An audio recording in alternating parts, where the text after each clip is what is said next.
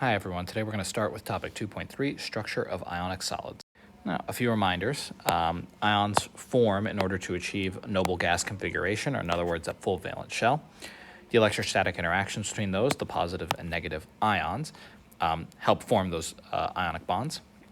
Remember also from Unit 1, cations are generally smaller than anions. Coulombic forces occur between all charges, and so this positive and negative attraction happens between all charges. The strength of the ionic bond can be estimated using Coulomb's law. F is proportional to Q1, Q2 over R squared. And ionic substances form regular 3D cubic arrangements, which we call crystal lattices.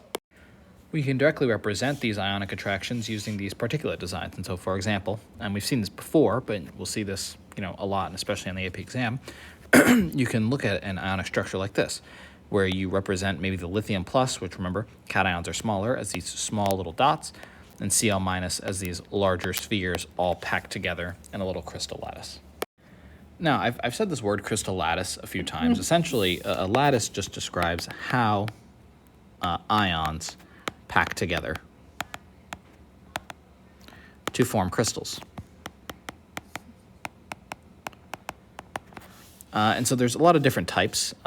For example, if you look at this diagram, we have a cubic lattice here. We have a face-centered cubic lattice. We have another face-centered cubic lattice. We don't necessarily need to remember all of these terms.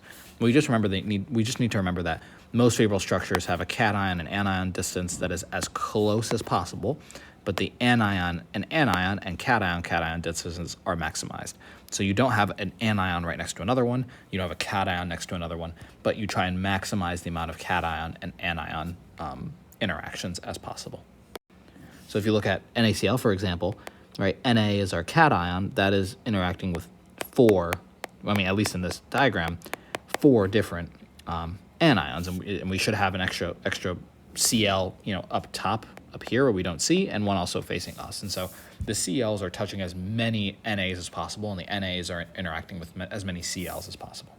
Now, we can also discuss lattices in terms of energy. Lattice energy in particular is the energy required to completely separate 1 mole of solid ionic compound into its gaseous ions. And so that's essentially shown right here. NaCl solid turning into Na plus gas and Cl minus gas. And that is essentially the enthalpy of breaking up the lattice. And for that, it's 788 kilojoules per mole. And so that's the amount of energy that is released by the ionic compound when you make it. It's also the amount of energy required to break apart that ionic compound. Generally, this energy increases with the charge and decreases with the size. And this follows, again, Coulomb's law, F proportional to Q1, Q2 over R squared. If R goes down, stronger force of attraction, that means more energy. We're going to now continue this lecture with 2.4, which is the structure of metals and alloys. So for metals, we've discussed this before, but it's composed of cations that are embedded in a sea of electrons that essentially give it its structure.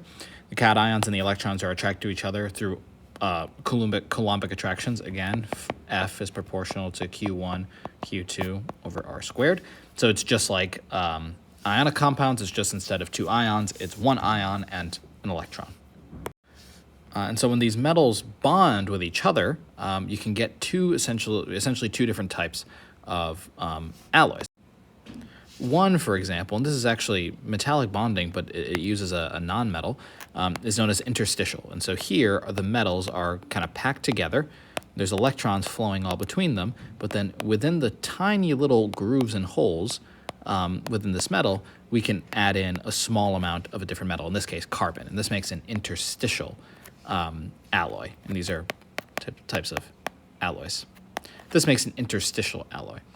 Substitutional is where instead of fitting into little grooves, you just completely replace one of the metals that you normally have, in this case nickel, which is the gray circles, with a complete different metal, in this case copper, and so it replaces that metal.